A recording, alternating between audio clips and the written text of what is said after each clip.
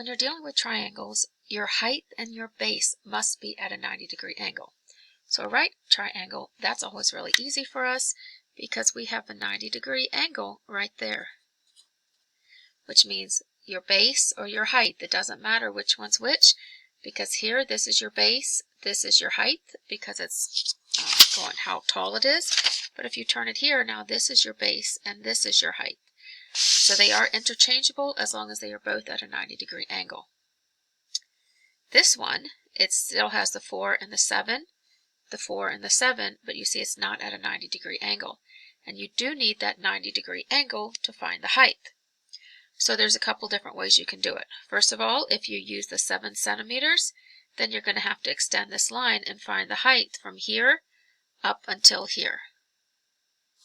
So now I've extended the line out and made it a 90-degree angle to go straight up to that corner. And when you measure it, you're going to see it's about 2 3/4. So that's 2.75 centimeters if it's going that way. Now you could also take it and use this as the base and go straight from here up.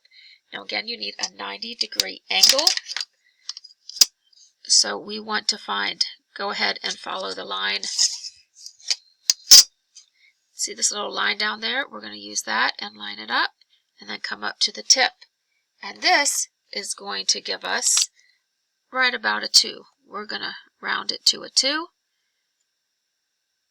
because that's a 90-degree angle, and this is going to be 2 centimeters.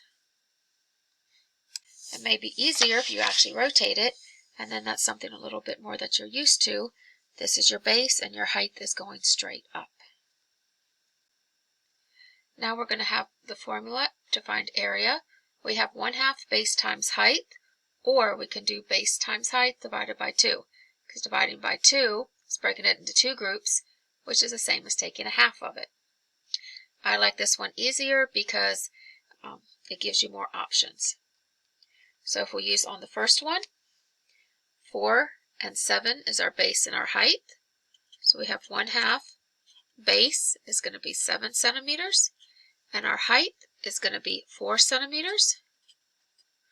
We put those in parentheses anytime we substitute. So now what I like about this is you can either take half of 7 or take half of 4. Taking half of 4, which is 2, 2 times 7 is 14 centimeters, which means we have 2, which is 14 centimeters. We have 2 of them, so it's squared. Down here on the bottom one, if we want to do area equals 1/2 base times height, we have 1/2 our base. I'm going to use the 10 and the 2. 10, and our height is 2. So half of 10 is 5. 5 times 2 is 10 centimeters, which is 10 centimeters squared. If we had done it the other way and used 7 and 2.75, we would have had area equals 1/2 base times height equals 1/2 7 centimeters times 2.75 centimeters. And we could have use a calculator for this.